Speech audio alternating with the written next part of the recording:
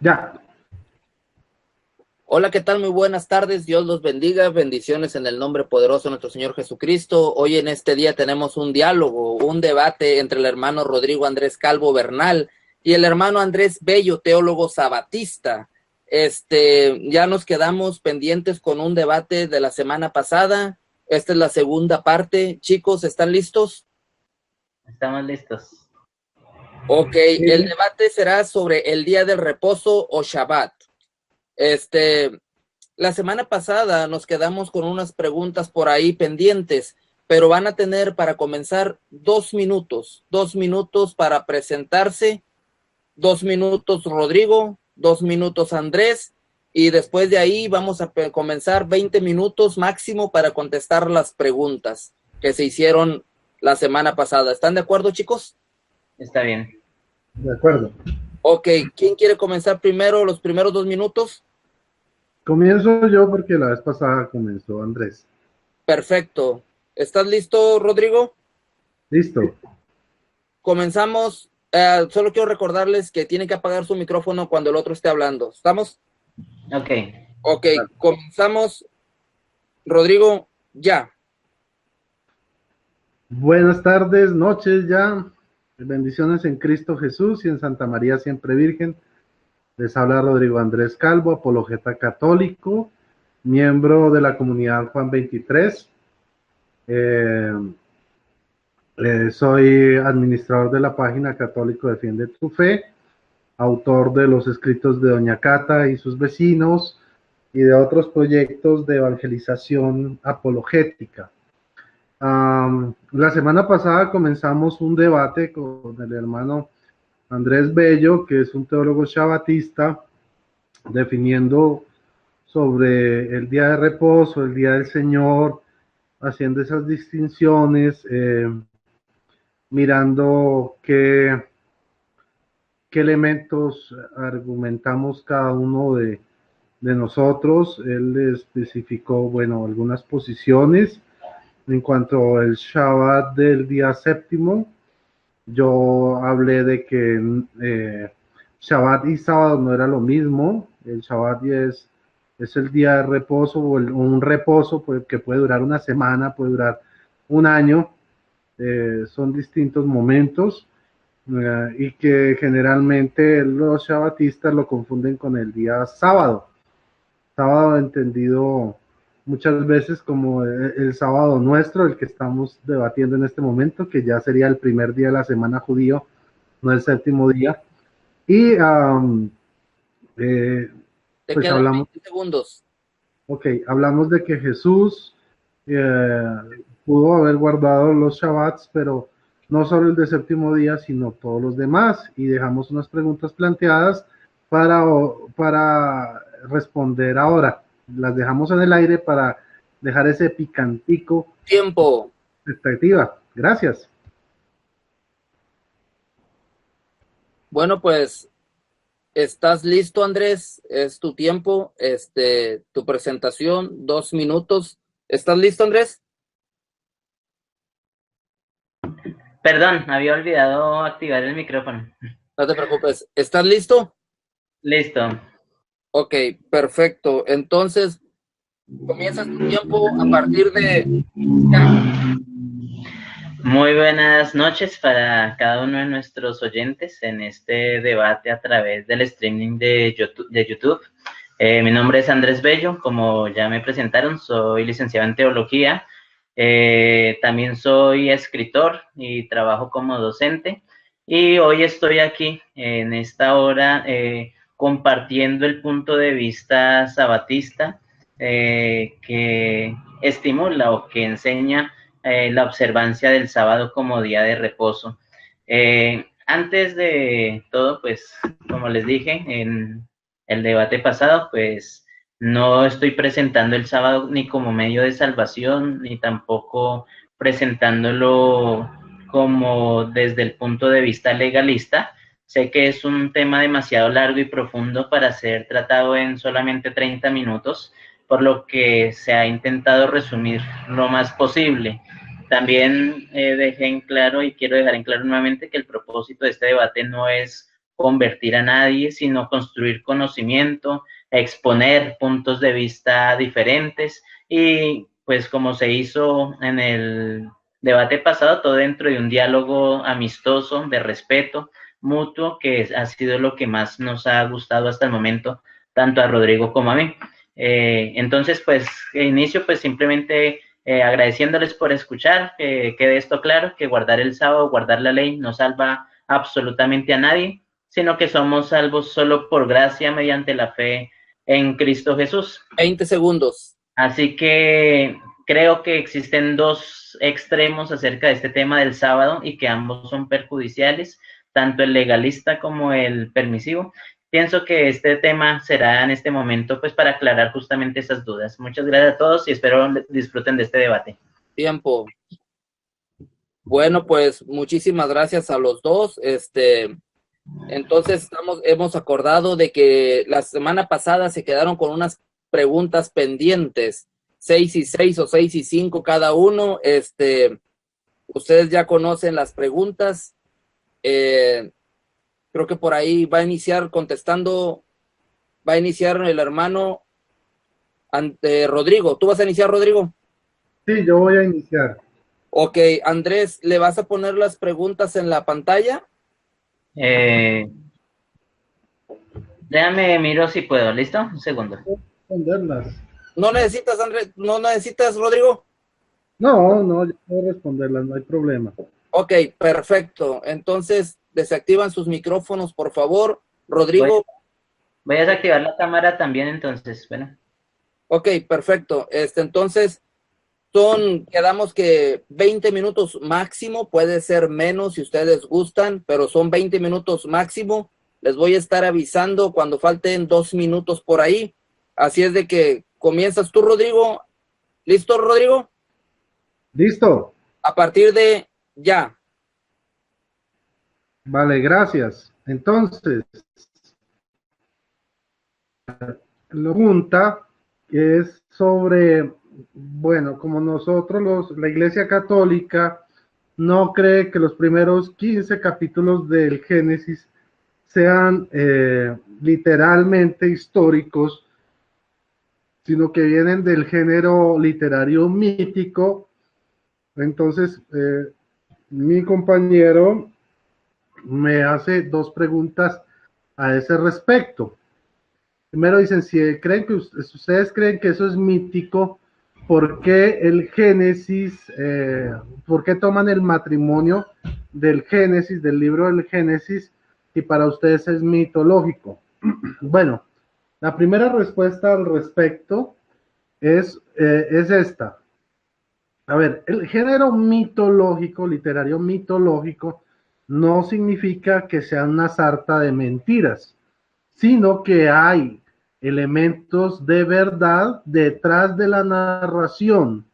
Entonces, por ejemplo, el Génesis como tal no habla de matrimonio, no dice que Dios casó a Adán con Eva, ni que les hizo una ceremonia, ni los bendijo, y tampoco les dijo lo que Dios ha unido, que no lo separe el hombre, eso no lo dijo. O sea, no hubo un matrimonio formal como tal en la Biblia, pero nosotros entendemos que hay una unión de hombre y mujer para formar una familia, y de ahí, claro, sustentamos el matrimonio.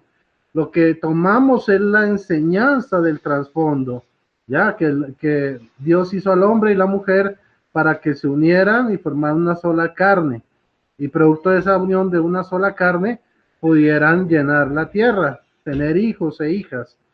Entonces ahí no se pierde el sentido como tal. Si fuéramos literalistas entonces y tomáramos el matrimonio de Génesis, pues simplemente la Iglesia Católica no pediría matrimonio, porque Dios jamás casó a Adán y Eva, no les hizo ceremonias de matrimonio. Por otro lado, en cuanto al pecado original, nosotros entendemos que Dios no expulsó a Adán y Eva del paraíso por comerse una fruta, independiente de que haya sido una granadilla, una piña, una guayaba, una manzana, una pera. Dicen que es un fruto, el fruto prohibido. No dicen qué tipo de fruta era.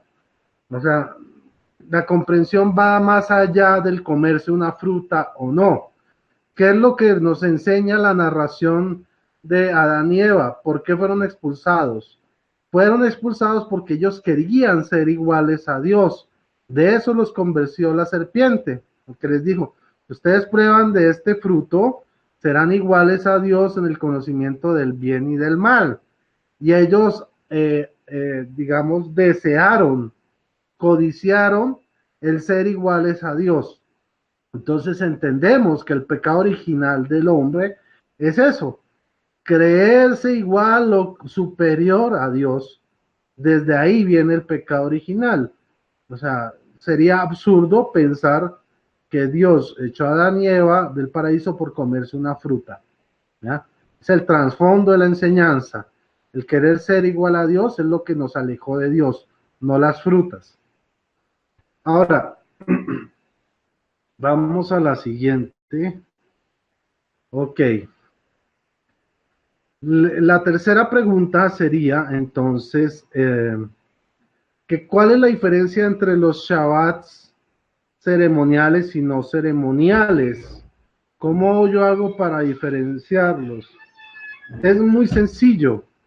Los Shabbats ceremoniales se relacionan con los oficios realizados en el templo de Jerusalén y otros o los sacrificios. Entonces, por ejemplo, en Éxodo 20, del 8 al 11, vemos el Shabbat del séptimo día.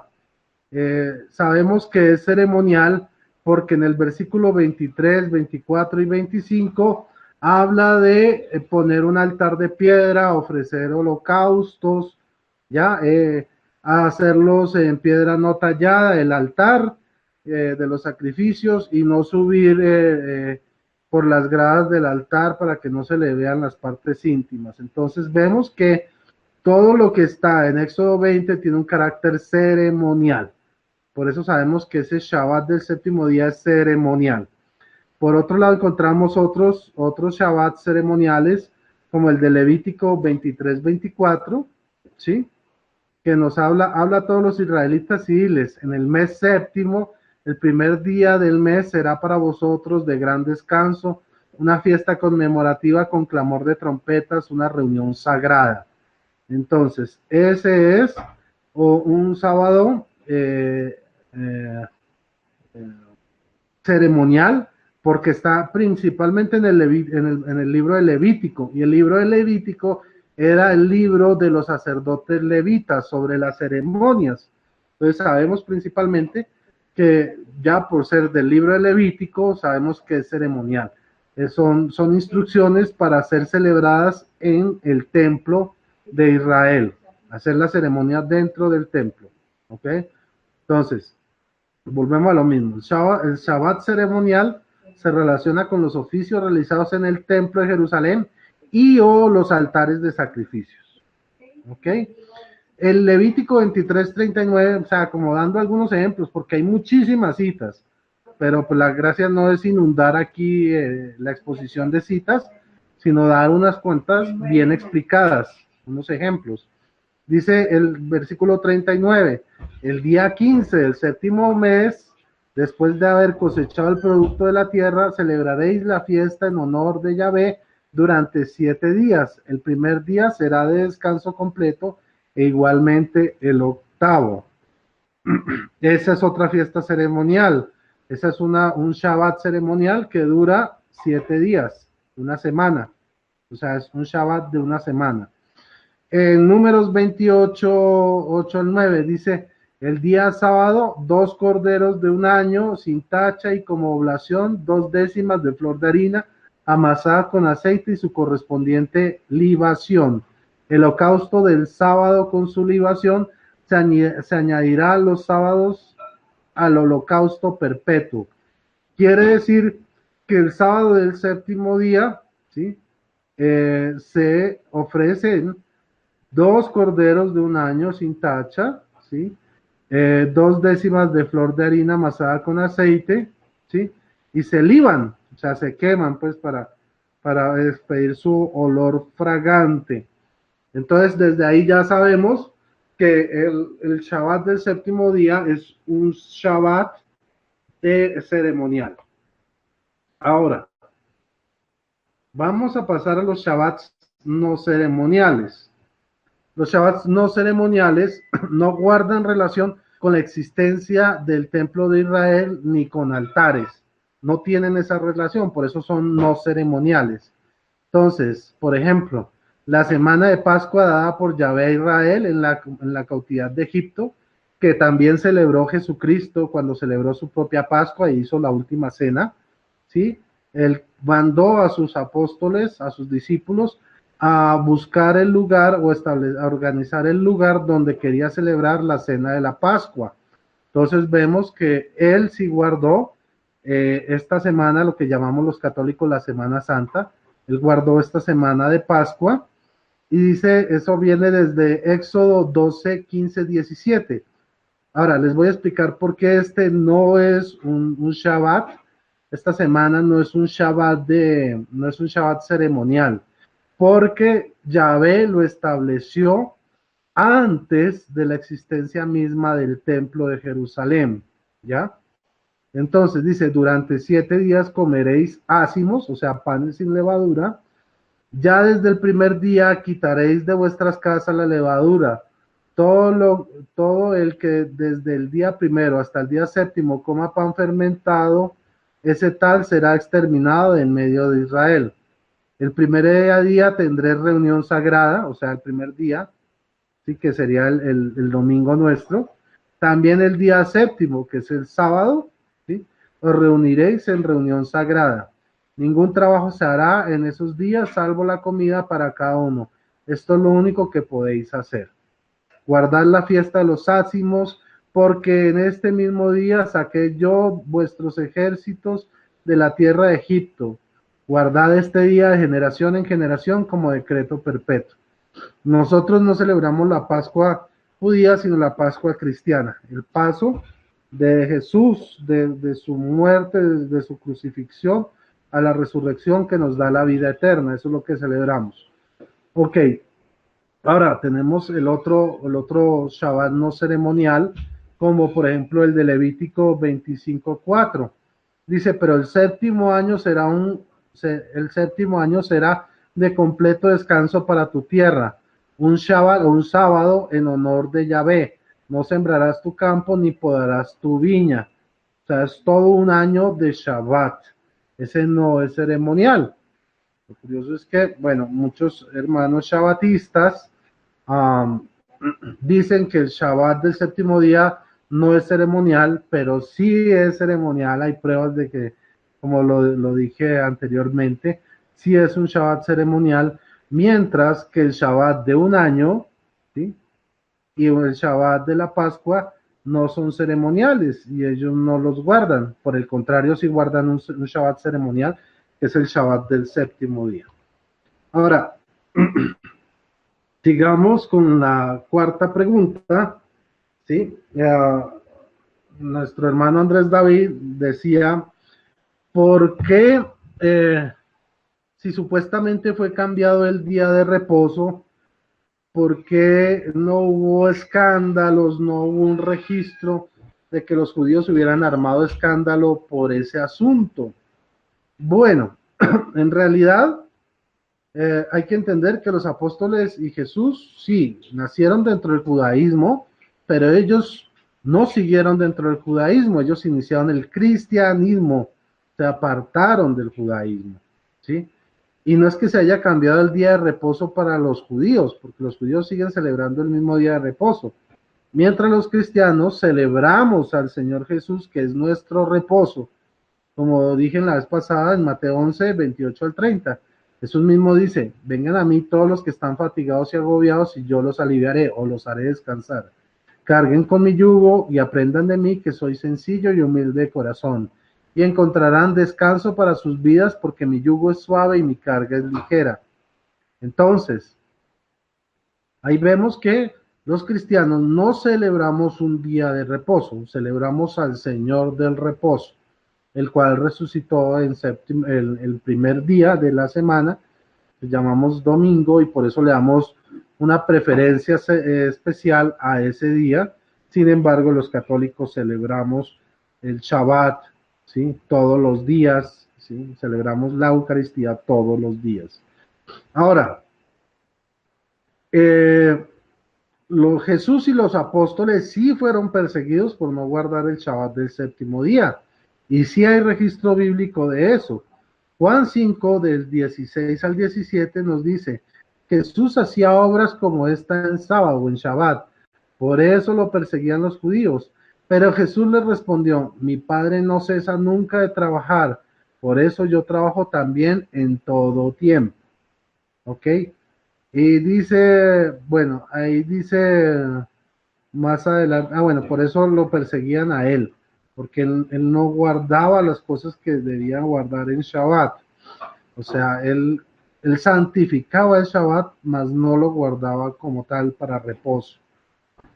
Del hecho, bueno, Juan, capítulo 12, versículos 42, dice: sin embargo, muchos de los que creyeron en Jesús, incluso entre los personajes importantes, muchos de ellos creyeron en Jesús, pero no se atrevían a manifestarlo públicamente a causa de los fariseos, por miedo a ser expulsado de la sinagoga, precisamente porque los cristianos no guardaban relación en cuanto al culto y en cuanto a muchas cosas con los judíos. Entonces, en ese sentido, algunos por miedo no decían que eran cristianos para no ser expulsados de la sinagoga, porque había persecución hacia los cristianos, porque pues sus costumbres, ellos no guardaban el Shabbat, no guardaban todo este tipo de normatividad propia del judaísmo. Ahora, en Hechos capítulo 9, versículos 1 y 2 dice: entre tanto, Saulo, o sea Pablo, que antes se llamaba Saulo, que seguía amenazando de muerte a los discípulos del Señor, se presentó al sumo sacerdote, les pidió cartas para llevar a presos y encadenados a los discípulos de Cristo a Jerusalén, ¿sí? Hombres y mujeres que siguieran el camino de Jesús. ¿Qué quiere decir eso? Bueno, que sí había una persecución, que sí había un escándalo, que sí los judíos perseguían a los cristianos, porque precisamente el cristianismo rompía con esta práctica del shabatismo, ¿sí? Y los novilunios, que son propios del judaísmo, ellos no los practicaban. Ahora, la quinta y última pregunta, que viene relacionada con la cuarta, Romanos 14 es una evidencia de que también había disputas entre judíos, israelitas y gentiles sobre el día de reposo. Y en ese sentido, el mismo apóstol se manifiesta diciendo, ¿sí? En Romanos 14:6, el que piensa que hay que celebrar ciertos días, lo hace por el Señor. O sea, está hablando de la celebración de un Shabbat para el Señor, un reposo, de un día para el Señor. El que come de todo lo hace también por el Señor. Recordemos que en el judaísmo también una norma del Deuteronomio, el libro de Deuteronomio, era no comer cerdo, animales de pezuña dividida, comer ciertas clases de pájaros, sobre todo los carroñeros, no se podían comer, había prohibiciones de alimentos, ¿ya? Pero eso se rompe en Romanos 14. ¿Por qué? Porque digamos que la iglesia de Roma estaba conformada por judíos, pero también por paganos que se habían convertido al cristianismo. Entonces, pues claro, la costumbre pagana era comer de todo, celebrar sin ningún problema cualquier día, pero la del judaísmo era establecer solo un día específico en la ley y comer solo ciertos tipos de alimentos. Entonces, ante esa disputa, el apóstol Pablo dice en Romanos 14:6, o sea, el texto es largo, pero bueno, para mirar así como de manera introductoria, dice el 14:6, el que piensa que hay que celebrar ciertos días, lo hace por el Señor. El que come de todo, lo hace también por el Señor. O sea, los días y las comidas son por el Señor. Y de hecho da gracias al Señor por ello. Y el que no come algunos alimentos, se abstiene de comerlos en consideración al Señor y también da gracias a Dios. O sea, Pablo lo que está diciendo es que ustedes pueden celebrar el Shabbat, pueden no celebrarlo, pueden comer ciertos alimentos, pueden comer de todo. Si ustedes lo hacen por el Señor, Te pues quedan no. 2 minutos, Rodrigo. Gracias. Entonces no hay ningún problema si se hace por el Señor. Vamos a leer desde Romanos 14 un poquito, para aprovechar estos 2 minuticos, desde el 1. Dice así: acepten al que todavía está poco formado en la fe, sin entrar en discusiones sobre modos de pensar. Hay algunos que piensan que se puede comer de todo, mientras el poco formado en la fe solo come vegetales. El que come de todo, que no menosprecia al que no come algunos alimentos, y el que no come ciertas cosas, que no critique al que come de todo, ya que también este ha sido aceptado por Dios. Entonces aquí vemos cómo se rompe la ley del Antiguo Testamento. No hay que judaizarse, y sigamos. Dice el 4: ¿quién eres tú para juzgar a un criado que no es tuyo? Si está de pie o si cae, es cosa que solo le importa a su amo, pero se mantendrá de pie porque el Señor tiene poder para sostenerlo. Hay algunos que dan especial importancia a ciertos días y hay otros que los consideran todos iguales, que cada cual actúe según su propia conciencia. El que piensa que hay que celebrar ciertos días, lo hace por el Señor. El que come todo, lo hace también por el Señor. Y de hecho, da gracias al Señor por ello. Y el Tienes que no, 30 segundos. y el que no come algunos alimentos, se abstiene de comerlos en consideración al Señor y también da gracias a Dios. Ninguno de nosotros vive para sí mismo ni muere para sí mismo. Si vivimos para el Señor y morimos para el Señor, así pues, tanto vivimos como si morimos, somos del Señor. Punto final, muchas gracias. Bueno, pues muchísimas gracias, Rodrigo. Ahora le toca contestar las preguntas al hermano Andrés. Andrés, ¿estás listo? Hola, ¿me escuchan? Sí. ¿Me escuchan? Listo. Entonces, podemos arrancar. Ok, bueno, pues entonces vienen las respuestas que quedaron pendientes en el debate pasado. Tu tiempo comienza a partir de ya.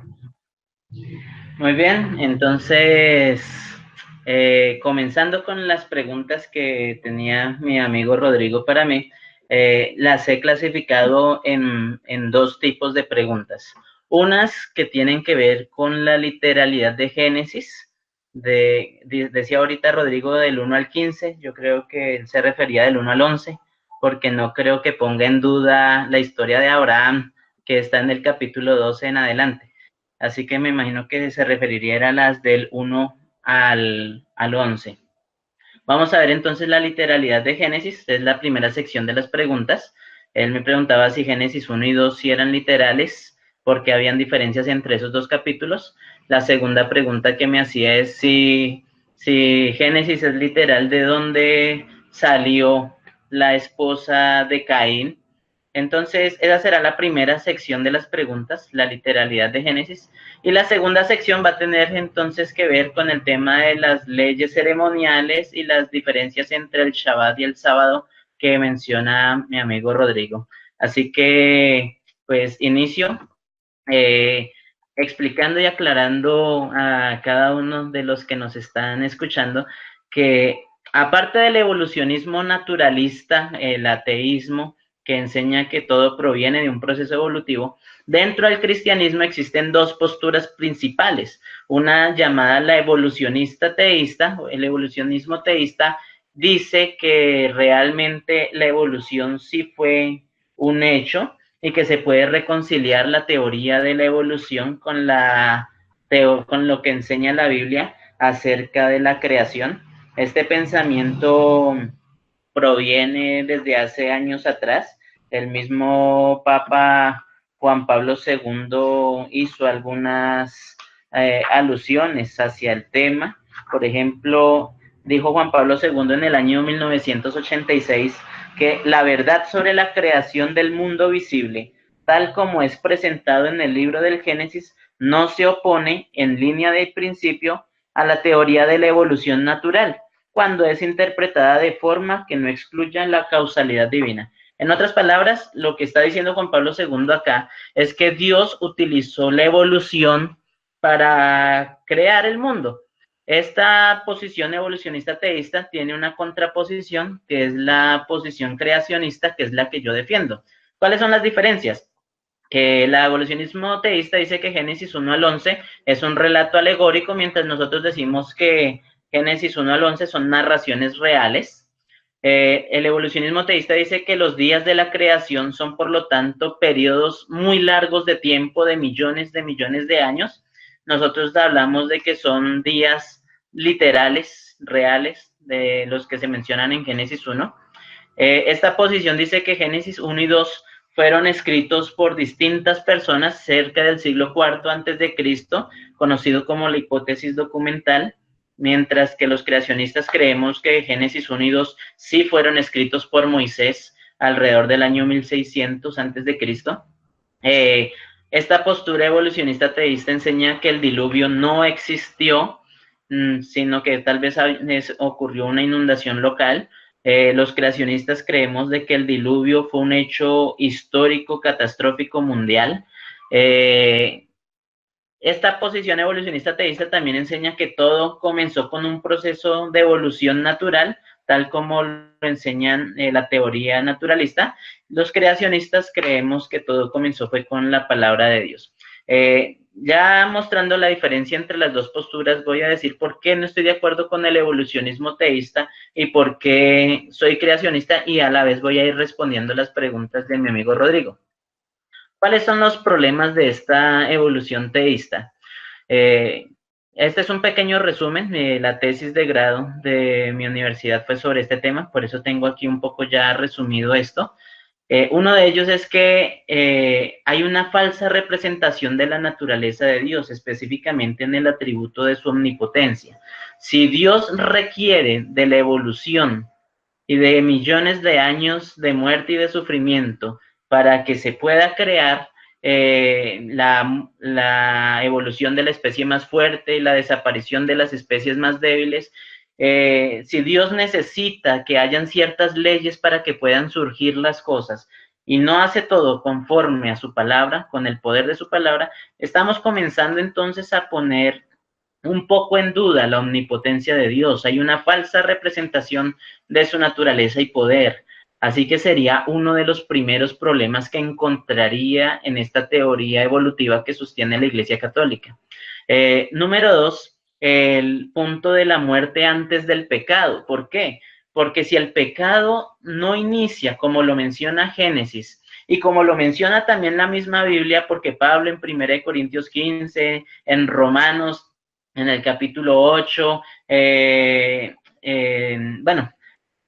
Romanos 5:12, hay distintos pasajes de la Escritura que nos muestran de que el pecado ingresó en el mundo por causa de Adán y con el pecado ingresó la muerte. Es decir, la Biblia se explaya en hablar acerca de la causalidad del pecado como el culpable de la entrada de la muerte en el mundo. Esta posición evolucionista teísta simplemente dice que la muerte siempre ha existido y que fue en cierta forma creada por Dios. Es decir, fueron años y años y millones de años de muertes para que pueda existir el proceso evolutivo. Esto comienza a contradecir el relato bíblico. Es decir, que la muerte no entra por culpa del pecado, sino que la muerte prácticamente siempre habría existido en este mundo. Y pues como le hacían la pregunta que hace 8 días le hacía a mi amigo Rodrigo, entonces el pecado como tal, el pecado original, estaríamos hablando de un evento mitológico y que realmente no existe como tal el pecado. Estaríamos diciendo que el pecado no existe.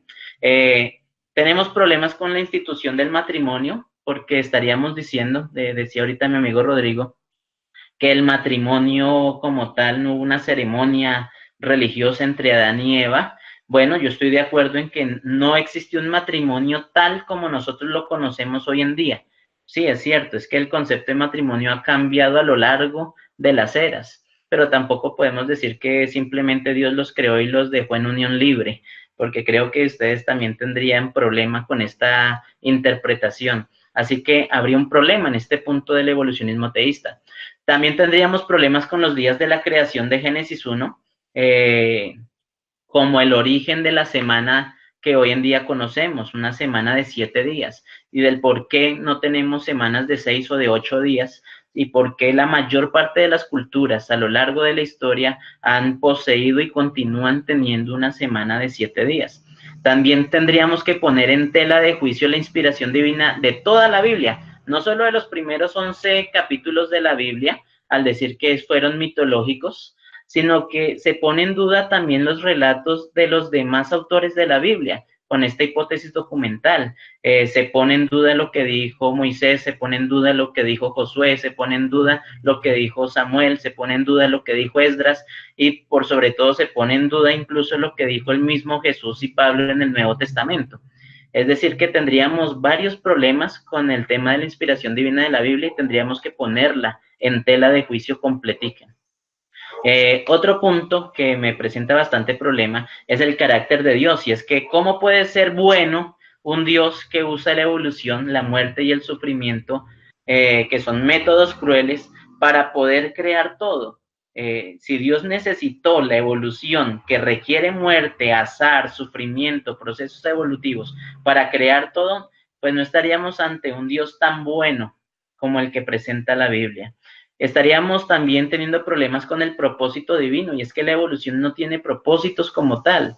Realmente la Biblia sí nos presenta un propósito para la creación, pero el evolucionismo pierde de vista completamente esos propósitos divinos. Y también tendríamos que poner en duda el tema de la perfección en la creación, porque la Biblia nos presenta una creación perfecta, buena, hecha por Dios al principio, y que todo se dañó por causa del pecado, pero aceptar millones de años de evolución, el evolucionismo teísta, ya hecha por el suelo, una creación perfecta, y estamos hablando de un mundo en caos que simplemente comienza a evolucionar. Antes de continuar, quiero mostrar un poquito, para responder a la primera pregunta de Rodrigo acerca de las diferencias o similitudes entre Génesis 1 y 2, y es que tanto Génesis 1 y 2 están escritos en hebreo en prosa narrativa, con un contenido poético. ¿Esto qué significa? Que muestra la intención del autor de considerar esos eventos como literales y reales, pero a la vez llenos de majestad y poder, de belleza. ¿Qué quiero decir con eso? Hay una correlación entre los días de la creación que comienza en Génesis 1 y termina en Génesis 2 y que no se puede obviar.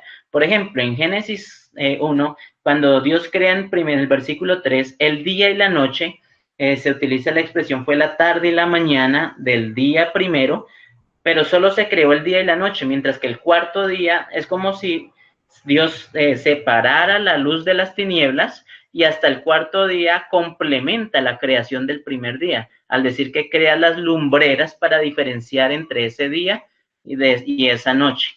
Lo mismo ocurre con el segundo día. El segundo día Dios crea la expansión de los cielos, crea el mar, pero están vacíos, mientras que el quinto día llena esos cielos con aves y llena esos mares con peces y con monstruos marinos. Lo mismo ocurre en el día tercero, cuando Dios crea la tierra seca. De la tierra seca comienzan a surgir las plantas, los árboles, las flores, los frutos, pero aún así, por muy bonito que estaba, todo estaba vacío. El sexto día Dios comienza a llenar esa tierra seca con animales de toda clase y además crea al hombre.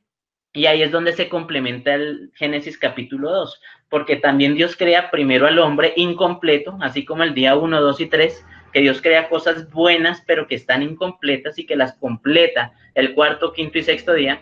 Dios crea primero al hombre, pero está incompleto. Dice, no es bueno que el hombre esté solo, le haré ayuda idónea, y ahí es cuando crea a la mujer como un complemento para él. Es decir, Génesis 1 y 2, aunque tienen algunas diferencias en cuanto a que Génesis 1 se menciona el nombre Elohim, mientras que en Génesis 2 ya se le llama Yahweh, tienen demasiadas correlaciones tanto en la estructura gramatical de la prosa narrativa como en su poesía. Ahora, Para todos los días de la creación se utiliza esa expresión que fue la tarde y la mañana, del primer día, del segundo día o del tercer día. La palabra hebrea día es la palabra hebrea yom. ¿Cómo saber si yom, día, es usado de manera literal o simbólica? La lexicografía que nos dice que cuando yom está acompañada con, o sea, debe ser entendida como un significado extendido o no literal, es decir, yom puede ser entendido como simbólico cuando está conectado siempre con preposiciones, como por ejemplo en Génesis 1 cuando se utiliza la expresión beyón, cuando va acompañado con frases preposicionales, con un verbo, construcciones compuestas, con fórmulas, con expresiones técnicas, con combinaciones genitivas, etc. Cada vez que yom va acompañado con estas características, siempre se refiere a días simbólicos no literales.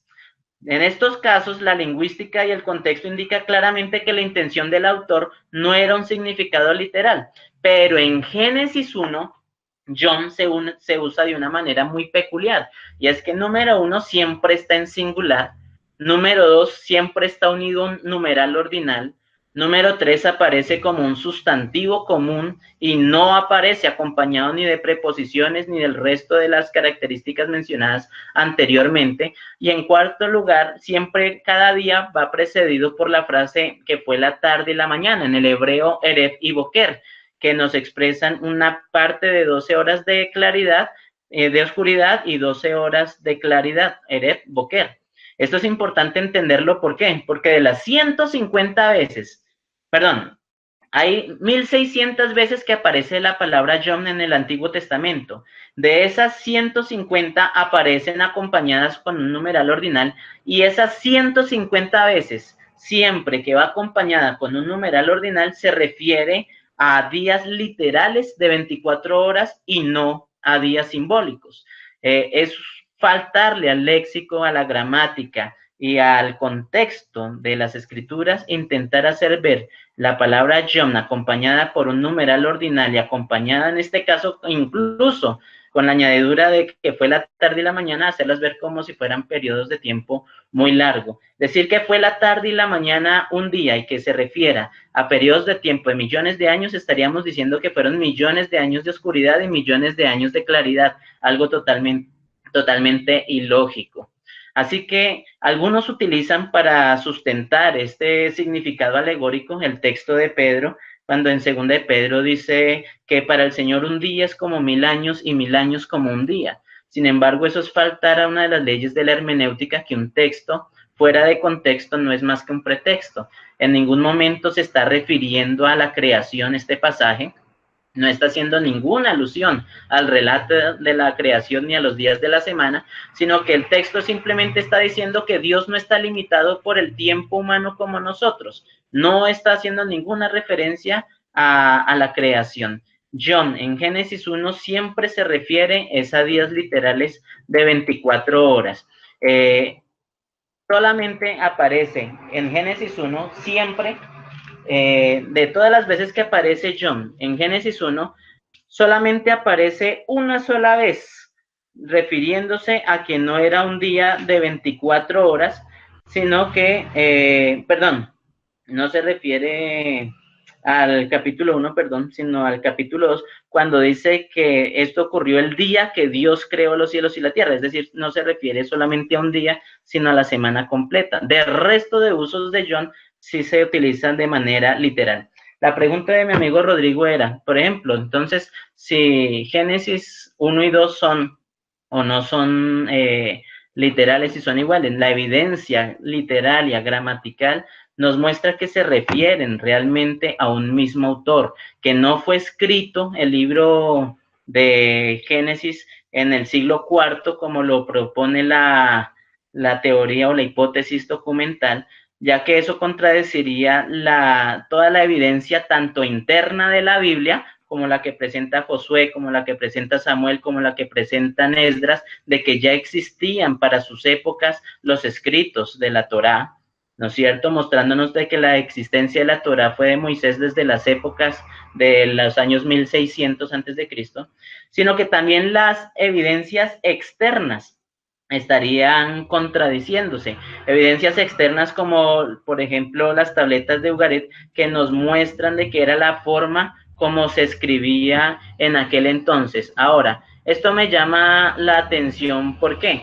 Porque estamos hablando de que Génesis 1 y 2 se utiliza es una figura literaria muy famosa en la época de los hebreos que se llamaba el paralelismo repetitivo. Y es que Génesis 1 es el primer relato de la creación, y Génesis 2 utiliza esa figura literaria de un paralelismo repetitivo que lo que está haciendo es retomar lo del capítulo anterior, pero añadiéndole otros detalles y omitiendo otros. También hay que recordar que la Biblia no fue escrita en orden cronológico. No podemos creer que porque este versículo está primero y este está segundo, significa que esto es primero y esto es después. La Biblia no fue escrita en orden cronológico, sino a medida que el autor iba concibiendo la idea, iba plasmándola en sus propias... Tienes 2 minutos, Andrés. En sus propias palabras. Ok, entonces Génesis 1 y 2 realmente lo que encontramos es un paralelismo repetitivo muy propio de la literatura hebrea y realmente fueron escritos por el mismo autor. Ahora, la pregunta, ¿de dónde salió entonces la esposa de Caín? Pues la respuesta la da la misma Biblia. Y es que uno de los errores que cometemos nosotros es, al no estudiar correctamente las escrituras, creer que Dios solamente creó a Adán y a Eva y luego a Caín y a Abel y ya. La Biblia nos dice en Génesis, por ejemplo, capítulo 5, en el versículo 2, que, el día, los creó hombre y mujer, el día que fueron creados los bendijo y los llamó Adán. Más adelante se nos dice también que Adán tenía hijos e hijas. Se me perdió, perdón. El versículo... Ay, se me perdió. 130 lo llamó Sed. Versículo 4, perdón. Después que nació Sed, Adán vivió 800 años más y tuvo otros hijos e hijas. Es decir, la Biblia nos presenta de que en la antigüedad Adán no solamente tuvo a 2 varones y ya, tuvo hijos e hijas, no solamente varones. Y número 2, en aquel entonces no era considerado pecado lo que hoy en día llamamos el incesto, dado que hubo muchos personajes del Antiguo Testamento que fácilmente tuvieron relaciones con sus hermanos, como Abraham, quien era medio hermano de Sara, o otros patriarcas quienes se casaron con primos y similares. Es decir, para finalizar, dejaré las siguientes preguntas para la segunda sección entonces.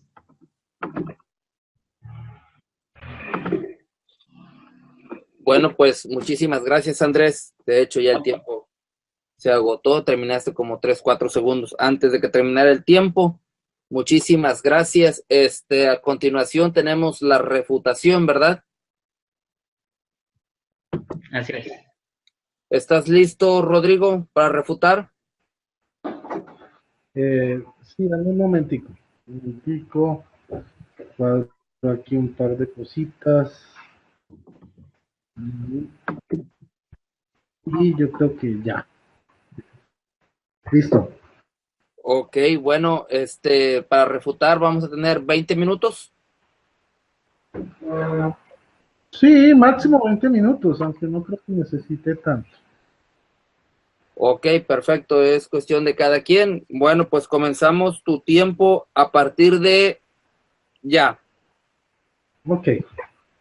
Bueno, en primer lugar, como Andrés David lo reconoce, Génesis 1 y Génesis 2 tienen un relato. El primero es yavista y el segundo es eloísta.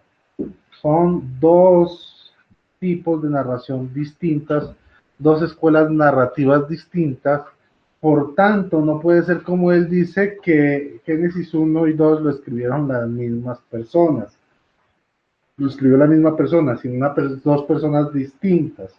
¿Ok? Una que con la influencia teológica de la escuela eloísta, que habla del nombre de Elohim, y en la segunda de la escuela yavista, que habla de Yahvé. Ahora, por otro lado, si en realidad los días de la creación fueran literales, y fueran históricos, bueno, dice la Biblia que primero él creó el sol, creó los cielos y la tierra, ¿cierto? Y hasta el día cuarto fue cuando creó el sol, la luna y las estrellas.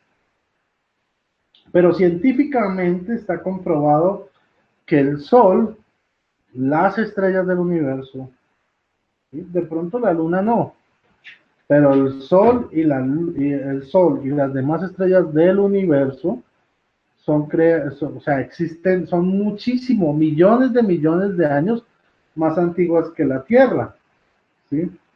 Entonces, en el mejor de los casos, la Tierra tendrá una edad de 20.000 años, según los estudios bíblicos, mientras que hay estrellas que ya dejaron de existir porque tienen miles y miles de millones de años de antigüedad.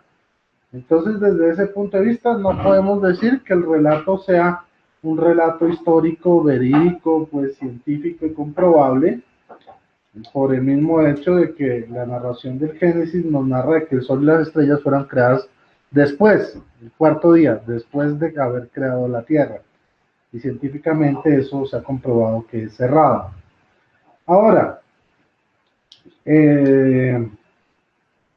por otro lado, el hebreo, él habla del hebreo, pero tiene que darse cuenta que el hebreo de la Tanaj es un hebreo que comenzó a elaborarse desde el siglo I.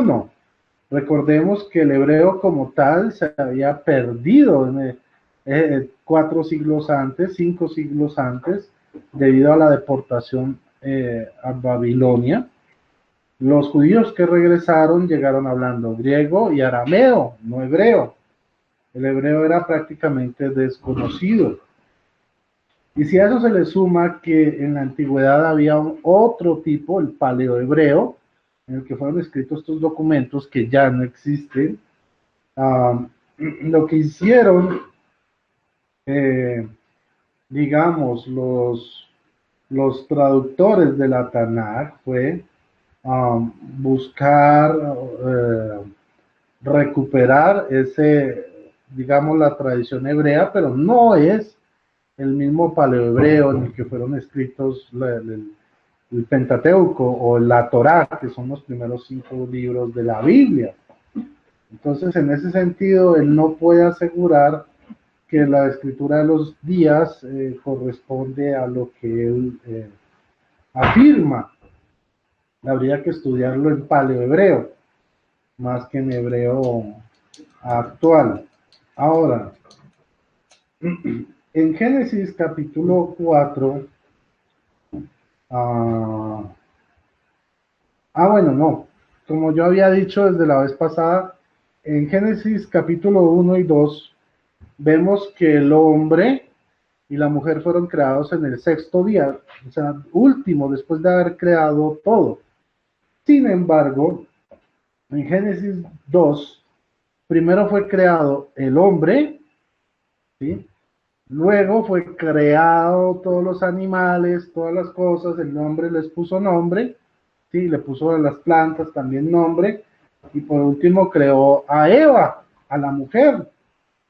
Ya, entonces vemos que no hay correspondencia en los tiempos de Génesis 1 y 2. Eso es algo evidente. Por tanto, es evidente que tampoco podemos decir, o si decimos que Génesis 1 y 2 son relatos históricos verídicos, cronológicamente literales, entonces uno de los dos, Génesis 1 o Génesis 2, está mintiendo. ¿Ok?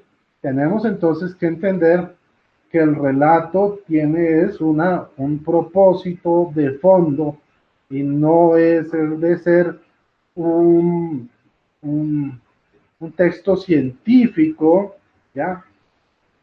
Que nos narre las edades exactas de la creación del universo, de la creación de las cosas. Sí es cierto que nosotros, la Iglesia Católica, cree en el creacionismo evolutivo, no en la evolución, en el creacionismo evolutivo. ¿Por qué? Nosotros creemos que sí, que Dios comenzó con una creación, pero Él no para de crear. Él sigue creando nuevas cosas y de él, y a esas nuevas cosas que crea, nosotros las llamamos evolución.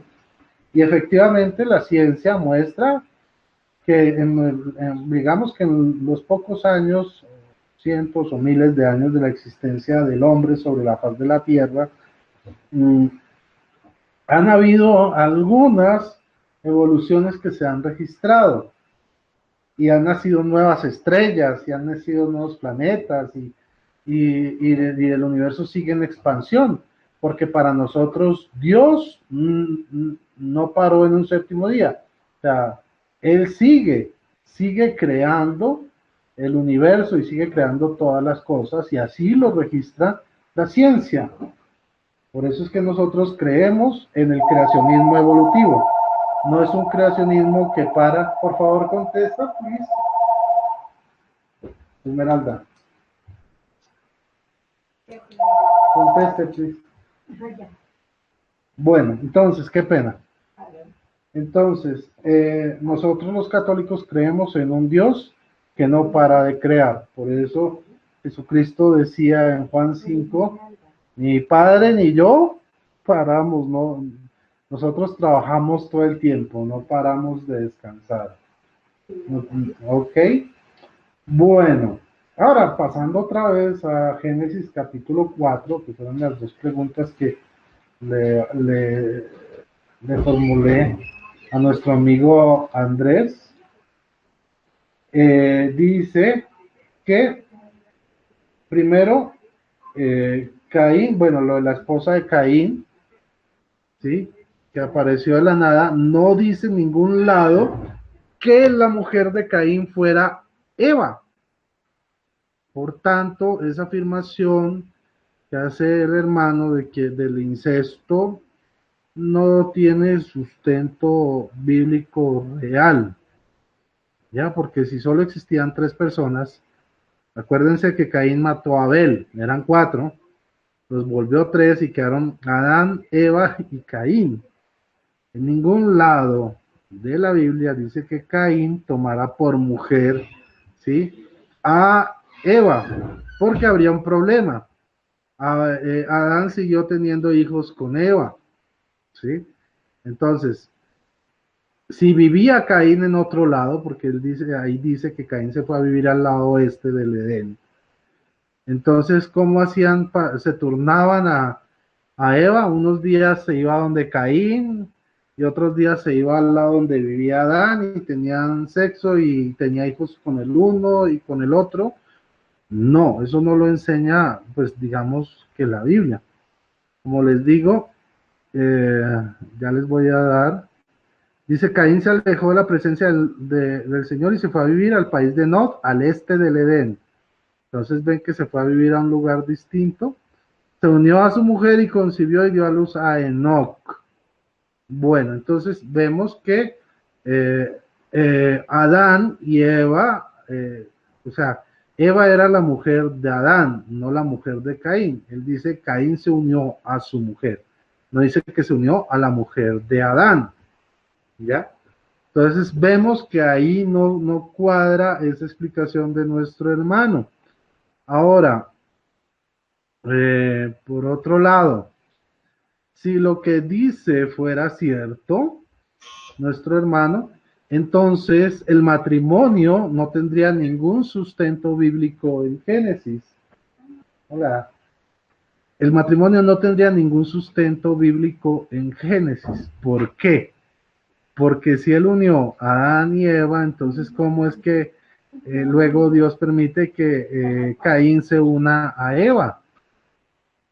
Entonces, si él dice que de ahí nosotros sacamos el sustento bíblico para el matrimonio, pues ¿qué clase de matrimonio sería este? Donde dos hombres o más hombres se comparten una sola mujer. No tendría sentido, no podríamos sustentar la unión marital con... Bueno, vale, te agradezco, Ayana. Perdón, entonces, como les digo, si nuestro hermano dice que el sustento bíblico, el matrimonio, nace de Génesis, pues no podríamos entonces, estaría él mismo negando su teoría al de decir que no, que sí era permitido que una mujer fuera compartida por dos o más hombres. Entonces, ¿qué matrimonio podría haber ahí? Ninguno, porque el matrimonio es la unión de un hombre con una mujer. Y así lo entendemos teológicamente la Iglesia Católica. Muy bien, ahora, por otro lado, siguiendo con Génesis capítulo 4, dice más adelante, cuando él mata a Abel, dice que si alguien lo encuentra, lo va a matar. Pero ¿quién lo va a matar? Si estaba Adán, Eva y Caín, ¿ya? Y Adán y Eva estaban viviendo en otro lado del Edén, afuera del Edén, distinto al de Caín. Entonces Caín vivía solo y no había nadie. Entonces, ¿quién lo iba a matar? Ahí es donde nosotros nos damos cuenta que estas narraciones son mitológicas, simbólicas. Y sí, en cuanto a lo del capítulo 11, sí, hasta el capítulo 11, porque desde Abraham en adelante la narración sí es histórica. Ahora, él dice que si creemos que los primeros 11 capítulos son mitológicos, entonces ponemos en duda la veracidad de otros autores de la Biblia. No. ¿Por qué? Porque nosotros no podemos, o sea, la Biblia no solo está compuesta de libros históricos y de mitología, ¿sí? Sino que tiene varios géneros. Por eso la Iglesia Católica, cuando hizo la división del Antiguo Testamento, que es distinta a la del Tanaj, ella dividió los libros en género de los libros sapienciales y poéticos. Son dos géneros, sapiencial y poético, los unió en una parte, los libros históricos, los libros proféticos, ¿ya? El Pentateuco, los primeros 5 libros de la Biblia, y cada una de estas tiene subdivisiones literarias. Cada libro tiene un estilo literario distinto. Nosotros, el género del Apocalipsis, del libro Apocalipsis, no es un género profético, no es un género literario histórico, es un género literario apocalíptico, por ejemplo. ¿Qué quiere decir esto? El género apocalíptico es un género propio del judaísmo, donde se escribían mensajes en clave, en forma de narraciones, ¿sí? Para que los captores o los opresores, si el mensaje caía en manos de ellos lo entendieran como historietas, ¿sí? Llamativas, pero tenían un mensaje oculto que entre los mismos judíos podían entender, porque por cultura ellos tenían una simbología propia, el significado del número 12, el significado del número 7, el 6, todo el número 3, todo tiene un significado en la cultura judía. Por eso Juan, cuando estaba preso en la cárcel de Patmos, en la isla de Patmos, para permitir que saliera este mensaje de esperanza, que es prácticamente un evangelio, el Apocalipsis, tuvo que hacerlo en género apocalíptico, en clave. ¿Por qué? Porque los romanos, bueno, el imperio romano estaba persiguiendo en ese entonces a los cristianos, y los judíos también estaban persiguiendo a los cristianos, pero en este caso él se encontraba en una cárcel romana en la isla de Patmos. Entonces, para que su texto pudiera salir afuera, tenía que escribirlo en este género, para que sus captores al leer la carta dijeran que no había peligro, o que no estaba predicando el evangelio, ¿ya? Si él lo hubiera predicado literalmente, esa carta del Apocalipsis jamás hubiera salido a la luz. Entonces, desde ahí tenemos que entender que los evangelios tienen su propio género literario y su propia intencionalidad dependiendo de cada autor bíblico. Entonces, ahí no hay peligro al decir que los primeros 11 Los primeros 11 capítulos del Génesis son mitológicos y que eso puede llevar a caer a decir que lo demás es mitológico. No, porque cada género literario está identificado claramente por los biblistas, por los hermeneutas y bueno, etcétera. Bueno, ¿qué otra cosa? Ahora vamos a ver, por otro lado, que, como ya les había dicho, el Shabbat del séptimo día está considerado como un Shabbat ceremonial, ¿ok? Que sobrevive a la existencia del templo porque no está atado directamente al templo. Sin embargo, en la ley judía se establecen unos sacrificios en altar, ¿sí? De flor de harina, bueno, eso ya se lo leí, y por tanto es ceremonial y lo guardan los judíos actualmente. ¿Qué significa que sea ceremonial? Pues que hay una ceremonia de por medio, en el templo o en un altar. Entonces el Shabbat del séptimo día es un Shabbat o un sábado ceremonial. El Shabbat bueno, hay muchísimos Shabbats que se encuentran en el libro de Levítico, de Deuteronomio, incluso de Números, en distintos días de la semana, no solo en séptimo día. ¿Ok? Hay de primer día, de tercer día, de cuarto día, dependiendo de la época del año, del mes del año. Y los no ceremoniales, que paradójicamente son los que no guardan nuestros amigos shabatistas. Se supone que los Shabbat ceremoniales se acaban con el templo, ¿sí? La mayoría, pero pues, bueno, ellos siguen guardando ciertos Shabbat que no... Tienes 2 minutos, Bueno, Rodrigo. gracias. Y en cambio, los Shabbat ceremoniales como el Pesaj, ¿sí? Que es la Pascua que nosotros hablamos, la Pascua que es Semana Santa para nosotros, no la guardan, ¿sí? Y tampoco guardan el año sabático, que tampoco es ceremonial. El año sabático no estaba atado ni al templo, ni a sacrificios en altares. Pero paradójicamente todo ese año de no trabajar y de no sembrar, ellos no lo guardan. Entonces, ustedes ven que ahí hay una gran contradicción. Yo creo que no le voy a dar más largas, ya he expuesto estos puntos, primero la refutación y luego recordando lo que ya había refutado desde la semana pasada. Dios les bendiga, les cedo el turno a mi hermano Andrés David.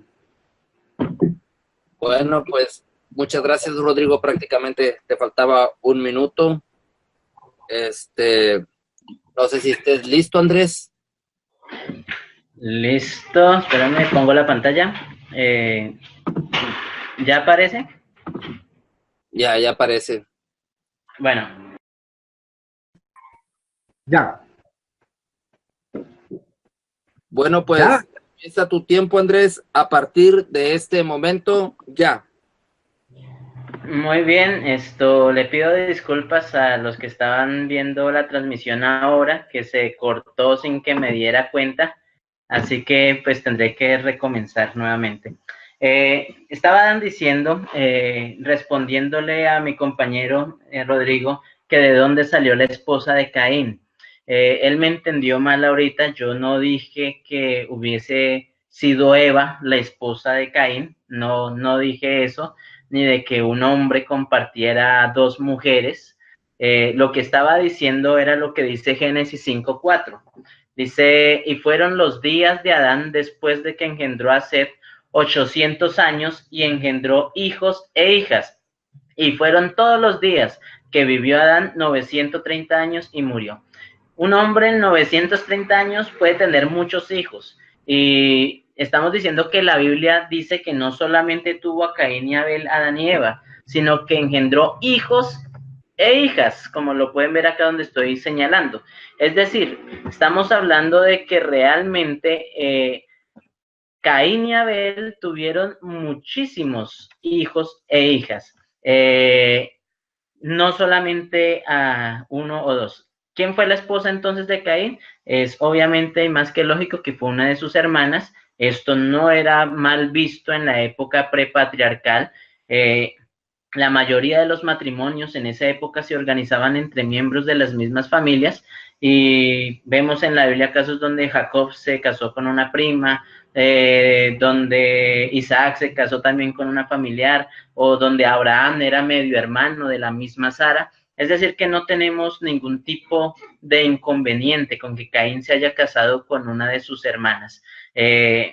Esto para responder al punto de dónde salió la esposa de Caín, y aclarando que yo nunca dije que fuera Eva, sino que fue una de las hijas de Eva, es decir, uno de los hijos e hijas que engendró Adán y Eva durante esos más de 930 años de vida. Ahora, volviendo al tema del sábado, quiero aclarar las diferencias y las aparentes contradicciones que hay en este tema. La Biblia a veces tiene unos textos que parecieran contradecirse. Por ejemplo, Efesios capítulo 2, versículos 14 al 16, dice que Él es nuestra paz, que de ambos pueblos hizo uno, derribando la pared intermedia de separación, aboliendo en su carne las enemistades, la ley de los mandamientos expresados en ordenanzas, para crear en sí mismo de los dos un solo y nuevo hombre, haciendo la paz, y mediante la cruz reconciliar con Dios a ambos en un solo cuerpo, matando en ella las enemistades. Por el otro lado, mientras que este texto de Efesios, Pablo dice que Cristo abolió en su carne las enemistades y la ley de los mandamientos expresados en ordenanzas, parece haber una contradicción con lo que dijo Jesús en Mateo 5, versículos 17 y 18, que dice: no penséis que he venido a abolir la ley o los profetas, no he venido a abolir, sino a cumplir, porque de cierto os digo que antes que pasen el cielo y la tierra, y eso obviamente no ha ocurrido, todavía no han llegado a su fin ni el cielo y la tierra, ni una jota ni una tilde pasará de la ley hasta que todo se haya cumplido. Aquí hay algo interesante, y es que hay una aparente contradicción. En uno dice que Cristo abolió la ley de los mandamientos expresados en ordenanzas, pero se le llama la ley de las enemistades, mientras que en Mateo 5:17 dice que Él no vino a abolir la ley o los profetas. Entonces la pregunta es, ¿por qué hay esa aparente contradicción? Lo mismo encontramos en Gálatas capítulo 3, en el versículo 10, cuando dice que todos los que dependen de las obras de la ley están bajo maldición, pues escrito está: maldito sea el que no permanezca en todas las cosas escritas en el libro de la ley para cumplirlas. Y que por la ley nadie se justifica ante Dios, es evidente, porque el justo por la fe vivirá. Pero la ley no procede de la fe, sino que dice: el que haga estas cosas vivirá por ellas. Cristo nos redimió de la maldición de la ley, nótense cómo lo llama, maldición de la ley, haciéndose maldición por nosotros, pues está escrito: maldito todo el que es colgado en un madero. Es interesante que Pablo, quien escribe aquí acerca de una ley que la llama la maldición de la ley, y que nadie se justifica por la ley ante Dios, ¿no es cierto? Y que la ley no procede de la fe. Ahora nos dice en Romanos 3:31, luego por la fe invalidamos la ley. Dice: en ninguna manera, sino que confirmamos la ley.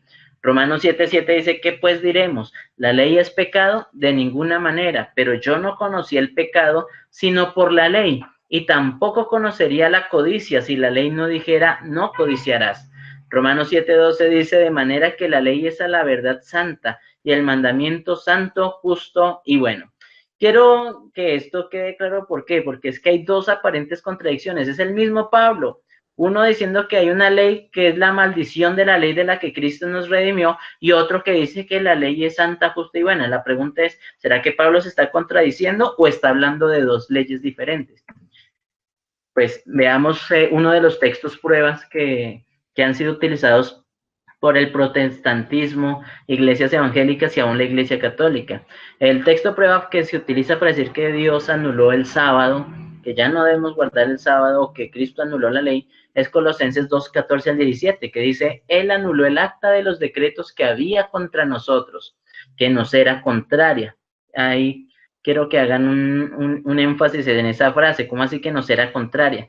y la quitó de en medio clavándola en la cruz. La pregunta es, ¿cuál es ese acta de los decretos que había contra nosotros, que nos era contraria y que lo quitó de en medio clavándola en la cruz? Dice el versículo 16 y 17. Por tanto, nadie os juzgue o nadie os critique en asuntos de comida o bebida en cuanto a días de fiesta, lunas nuevas o sábados. ¿Por qué? Porque todo esto es sombra de lo que ha de venir, pero el cuerpo es de Cristo.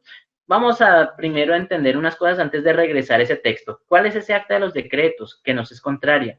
¿Cuál es eso que era sombra de lo que había de venir, pero que el cuerpo, la realidad o el cumplimiento era Cristo? Miremos primero que todo lo que dice Pablo en el libro de Romanos capítulo 10, versículo 4. Espero que todavía esté la transmisión en pantalla, que no se me repita. Dice Pablo, reconoce a Moisés como escritor de una de esas leyes. Romanos 10:4, que fue un texto que leímos hace 8 días, dice, porque el fin, la palabra griega telos, de la ley es Cristo para justicia a todo aquel que cree. Vimos que esa palabra telos significa el propósito, la finalidad, la meta de la ley era Cristo, es decir, se cumplía en Cristo, para justicia a todo aquel que cree. Pero dice el versículo 5, porque de la justicia que es por la ley, Moisés escribe así, mostrándonos de que no solamente existía una ley, sino que existen distintas leyes. Romanos 7 también nos habla de distintas leyes. Veamos, por ejemplo, la diferencia entre la ley de Dios y la ley mosaica. La ley escrita por Dios, según Éxodo 31:18, fue escrita por su propio dedo, ¿no es cierto? Mientras que la ley mosaica, según Deuteronomio 31:24, se nos dice que fue escrita por el mismo Moisés. Deuteronomio 31:24 dice lo siguiente, lo voy a leer acá de mi Biblia. Dice la palabra de Dios, cuando Moisés acabó de escribir las palabras de esta ley en un libro. Es decir, mientras la ley de Dios estaba escrita en tablas de piedra, tanto las primeras tablas como las segundas tablas, después de que Moisés rompiera las primeras, ambas fueron escritas por el dedo de Dios. Por el contrario, la ley mosaica, dice el texto de Deuteronomio 31:24, que esa ley fue escrita en un libro. Ahora, miren lo que le dice Moisés a los levitas que llevaban el arca del pacto del Señor. Versículo 26. Tomad este libro de la ley y ponedlo al lado del arca del pacto del Señor vuestro Dios. Interesante, porque la ley mosaica, mientras la ley de Dios iba dentro del arca, según Éxodo 40:20, la ley mosaica era a un lado del arca, según el versículo 26 de Deuteronomio 31. Otra diferencia, la ley de Dios, según 1 Juan 5:3, dice que sus mandamientos no son gravosos, no son penosos, no son una carga. Por el contrario, se nos dice que esta ley mosaica, como lo dice aquí en el mismo versículo 26, dice que quede allí como testigo contra ti. Versículo 26 de Deuteronomio 31. Algo muy similar a lo que decía Colosenses 2:14, un acta de los decretos que nos era contraria, que había contra nosotros. Ya estamos entendiendo entonces a cuál ley se refería Colosenses 2:14. Mientras que la Biblia nos dice que la ley de Dios es perfecta, algo perfecto no necesita ser cambiado, es santo, justo y bueno. La Biblia nos dice también que la ley mosaica contenía maldiciones, como Deuteronomio capítulo 29, versículos 20 y 21. ¿Sí? La Biblia nos dice que la ley de Dios señala el pecado, nos muestra que estamos en pecado. Yo no sabría que la codicia es mala, a menos de que existiera una ley que dijera no codiciarás. Y esa ley sirve para que al darme cuenta que soy pecador, busque a Cristo, que es la fuente de perdón y salvación. Mientras tanto, la ley mosaica se añadió, fue debido al pecado, según Gálatas 3:19. La ley de Dios, bíblicamente, es eterna. Tú estableciste tus mandamientos eternamente y para siempre. Dice el libro de los Salmos, capítulo 119, ahí puse varias referencias. Por el contrario, la ley mosaica era temporal, provisional, hallaba su cumplimiento y su finalidad en Cristo, según Hebreos 8:3 y según lo que hemos visto anteriormente. ¿Qué significa eso? Que antes de concluir que una ley está abolida, hay que entender cuántas leyes hay y saber la diferencia que hay entre ellas. Y según el contexto, saber a cuál de esas leyes es la que se refiere Pablo cuando dice que fue abolida la ley de las enemistades, o la que nos era contraria, y claramente no era la ley de los 10 mandamientos, la ley de Dios. Ahora, quiero también aclarar aquí algo, y es que la Biblia nos presenta, hablando del antiguo y el nuevo pacto, que Cristo es el pacto. Por ejemplo, Isaías 42 dice que he aquí mi siervo, yo le sostendré, hablando del Mesías, mi escogido, a quien mi alma tiene contentamiento, he puesto sobre él mi espíritu. Un texto claramente trinitario, haciendo un paréntesis para los unicitarios. Él traerá justicia a las naciones. Dice en el versículo 4, no se cansará, bueno, dice que por medio de la verdad traerá justicia, no se cansará ni desmayará hasta que establezca en la tierra justicia, y las costas o las islas esperarán su ley. Algo también interesante. Yo, Jehová, te he llamado en justicia, y te sostendré por la mano, te guardaré y te pondré por pacto al pueblo, por luz de las naciones, para que abras los ojos de los ciegos, para que saques de la cárcel a los presos y de casas de prisión a los que moran en tinieblas. Es decir, el Padre está diciendo que pondría a Cristo por pacto al pueblo y por luz de las naciones. Cristo es nuestro pacto. Tanto en el Antiguo como en el Nuevo Testamento, Cristo siempre fue el pacto. ¿Sí? Antes a través de símbolos y luego cuando halló el cumplimiento en la encarnación del Mesías. Ahora, por eso es que para Pablo la ley sigue siendo el corazón del nuevo pacto. Dice en 1 Corintios 7:19 que la circuncisión nada es y la incircuncisión tampoco nada es. Todos los ritos de la ley moral, de la ley ceremonial, de la ley mosaica, no tenían ningún sentido. ¿Qué era lo que sí tenía sentido? Dice, sino la observancia de los mandamientos de Dios, eso sí. En Hebreos 8:10 dice, por lo cual, este es el pacto que haré con la casa de Israel después de aquellos días, dice el Señor. Pondré mis leyes en la mente de ellos, y sobre su corazón las escribiré, y seré a ellos por Dios, y ellos me serán a mí por pueblo. Entonces, ¿cuál es la diferencia entre el antiguo pacto y el nuevo pacto? Es el mismo Dios. El del antiguo y el del nuevo sigue siendo el mismo Dios, no ha cambiado. Sigue siendo el mismo ser humano también. También sigue siendo la misma ley, el corazón de la ley. Lo único que se diferencia del antiguo al nuevo pacto es que en el antiguo estaba en el corazón de un libro escrito por Moisés. Allá había escrito también eso. Estaba allá al lado de un arca, pero ahora Dios desea que esos 10 mandamientos fuesen escritos directamente en la mente de ellos y escribirlos sobre las tablas del corazón, como lo dice Hebreos 8:10. Es decir, realmente no existe una abolición, una abrogación de la ley, sino que Dios deseaba simplemente que la ley fuera un conducto para llevarnos a Cristo. Ahora, entendiendo las diferencias que hay entre la ley mosaica y la ley de Dios, quiero que veamos entonces las diferencias entre el sábado que aparece en la ley de Dios, en Éxodo 20, y los sábados, plural, que aparecen en la ley mosaica. Cuando hablamos de esto, estoy diciendo lo siguiente. Número 1, el sábado moral fue escrito, fue instituido en la creación. ¿Qué significa eso? Que, como lo dice Génesis en el capítulo 2, versículos 1 al 3, fue Dios mismo quien sancionó ese sábado cuando dice que lo bendijo y lo santificó. Reposó, bendijo y lo santificó. 3 palabras hebreas interesantes.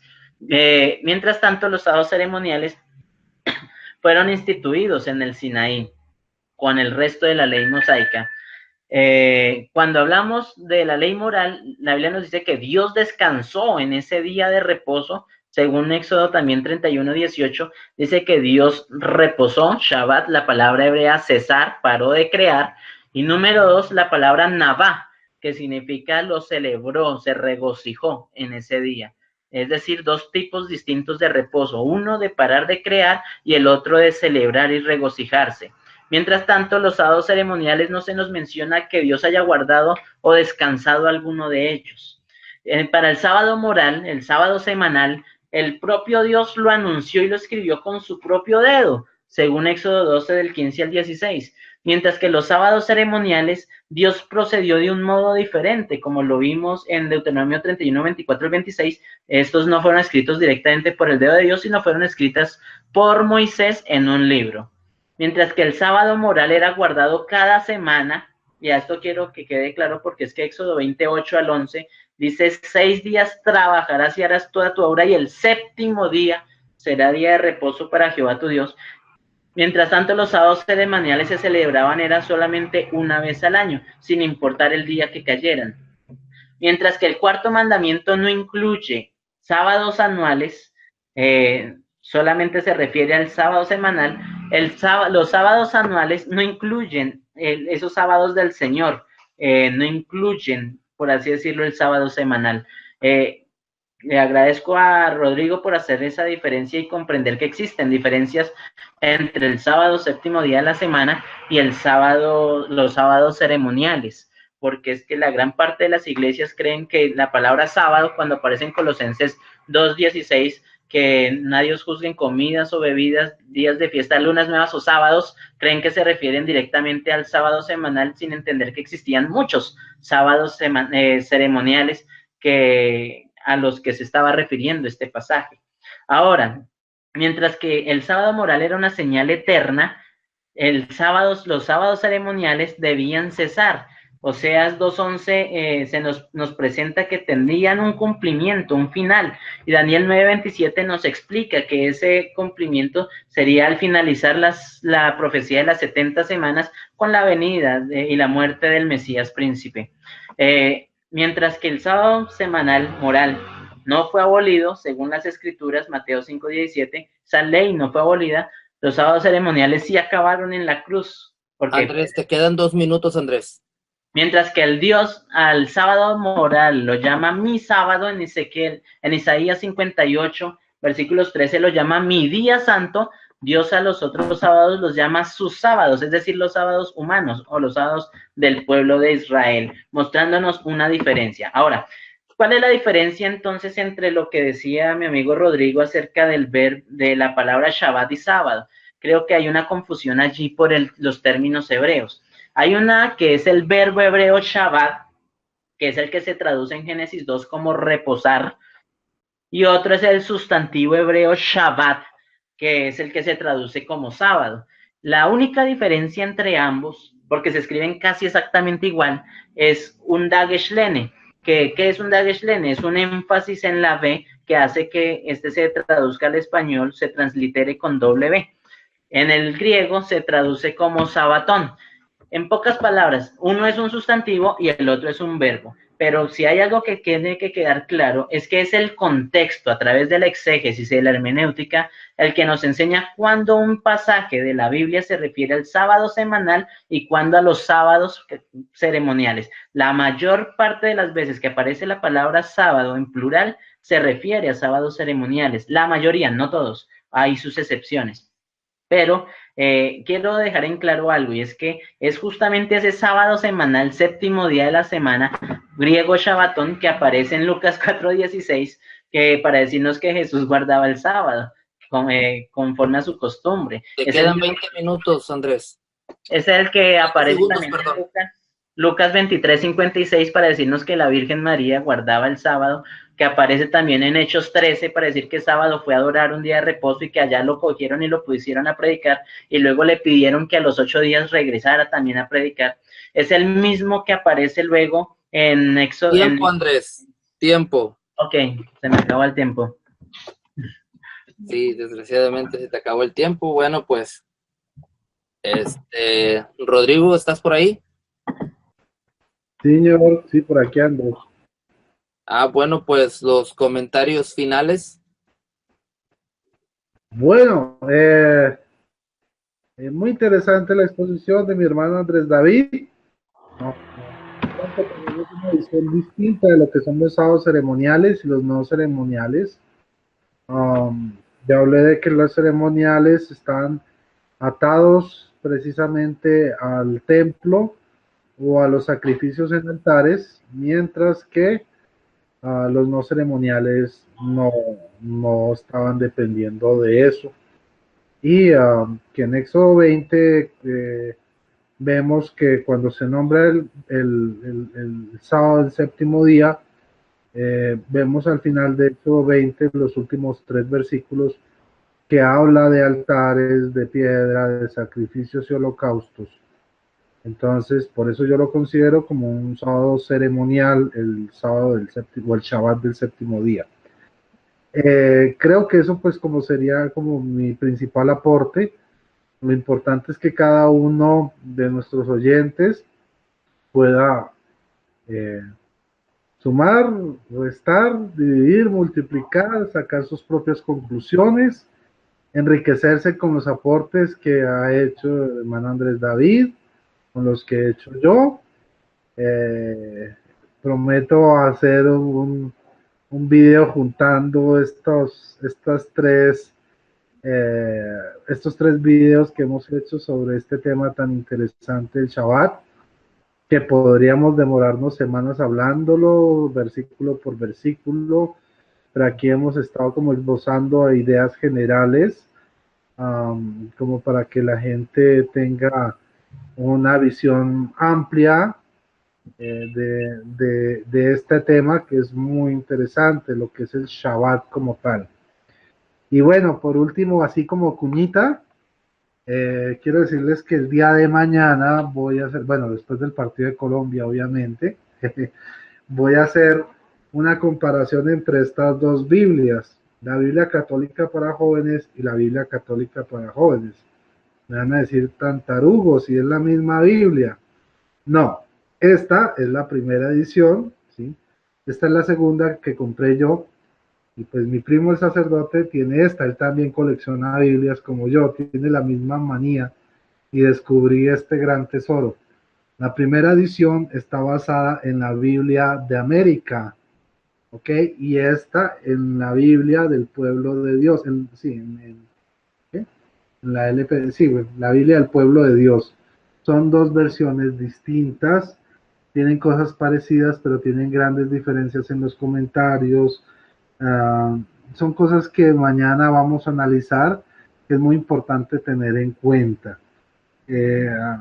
Y pues como mi primo tiene colección de Biblias y algunas que yo no tengo, sí, como la de los doctores de Salamanca, el Nuevo Testamento y otras, pues voy a aprovechar para seguir haciendo mis videos sobre comentarios y análisis sobre Biblias católicas para que ustedes tengan una visión más amplia de lo que pueden escoger a la hora de, bueno, la Biblia que pueden comprar a la hora que ustedes quieran ya escoger una Biblia para estudiar y profundizar y tener una lección divina eh, que los toque, que los lleve a vivir su vida cristiana de la mejor manera, según su gusto y según su presupuesto. Y no siendo más, pues muchas gracias a nuestro hermano Andrés David por sus intervenciones muy importantes, muy interesantes, a nuestro hermano Javier Morales, nuestro entrevistador y moderador oficial del canal. Muchísimas gracias, que el Señor los bendiga y una feliz noche para todos. Bueno, muchas gracias, mi amigo Rodrigo, por la invitación también a poder participar en este debate. Esperamos poder continuar en otra ocasión también con otros temas diferentes, porque obviamente la Biblia es bastante extensa para hablar de distintos temas. También aprovecho para hacer la cuña, aquellos que deseen conocer un poco acerca de mi pensamiento teológico, en Amazon pueden encontrar también mi libro titulado Caballos de Troya, Infiltraciones en la Teología Cristiana. El volumen 1 es acerca de la doctrina de Dios y hablo de las distintas teologías que han atacado la doctrina de Dios a lo largo de la historia, así que cordialmente invitados también para que puedan leerlo y puedan entender un poco más acerca de distintas corrientes a lo largo de la historia.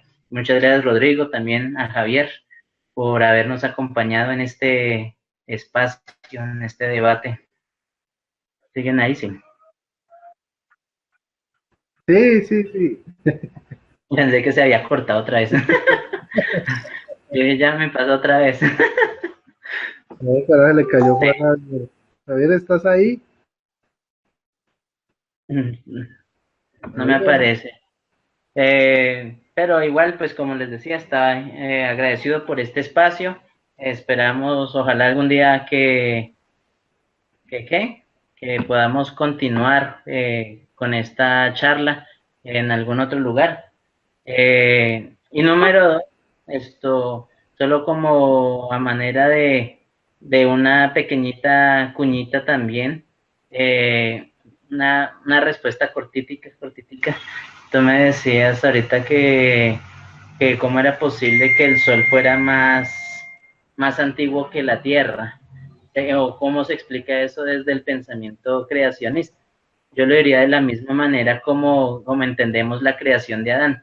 Yo no creo que Adán haya sido creado como un bebé que tuvo que esperar hasta crecer, o que los árboles fueron semillitas y que Adán tuviera que esperar hasta que crecieran para poder comer. Los creacionistas creemos que Dios creó un mundo maduro y lo mismo el universo, es decir, Dios pudo crear a Adán ya siendo como un hombre de 33 años, por ejemplo, pudo crear una tierra como si tuviera más de 6.000 millones de años y crear un universo, un sol con muchísimos también millones de años.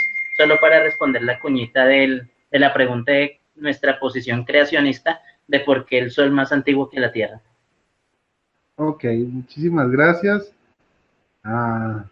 También hablando de libros, no se olviden de mi libro de Doña Cata y sus vecinos, que es titulado La Virgen María a la luz de la Biblia, que se encuentra en Amazon también.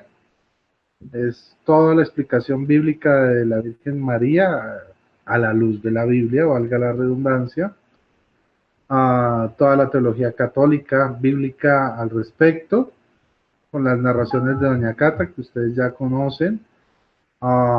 Y el quinto evangelio, que es una compilación de los 4 evangelios organizados de manera geográfica y cronológica para que puedan seguir de una manera corrida toda la vida y obra de nuestro Señor Jesucristo y parte de los apóstoles, ya lo que es el apostolado. Después de Pentecostés es el último capítulo, que es el capítulo 12. Todo lo demás, pues los demás 11 capítulos son los 11 evangelios, los 11 capítulos son los 4 evangelios organizados cronológicamente y geográficamente con mapitas y todo, para que digan, bueno, Jesús estaba aquí, se movió para acá, luego se echó para allá, que le sigan el rastro a Jesús y sus apóstoles. Tiene las palabras de Jesús en rojo, las palabras de María en azul claro, las de los apóstoles en naranja, la de los ángeles en azul oscuro, y bueno, están diferenciadas por colores, muy didáctico, y pues les espero que les guste mucho, también en Amazon. Y sigo escribiendo el otro libro, pues tengo todos los libros por hacer de la serie de Doña Cata. El segundo que va a salir a la luz es Dios y hombre, o sea, la relación entre hombre y Dios, la Trinidad, donde se explican todos estos aspectos, también con las narraciones de Doña Cata. Y no se olviden de seguir las narraciones de Doña Cata, de sus amigos, de Don Giovanni y Armando Líos, de próximamente del Arca de Noé, de los animalitos. Y bueno, que el Señor les bendiga y les guarde. Muchas gracias a nuestro hermano Andrés otra vez, y otra vez a nuestro hermano Javier. Que el Señor les bendiga y les guarde. Nos vemos mañana para la comparación de las Biblias. Bendiciones. Bye bye.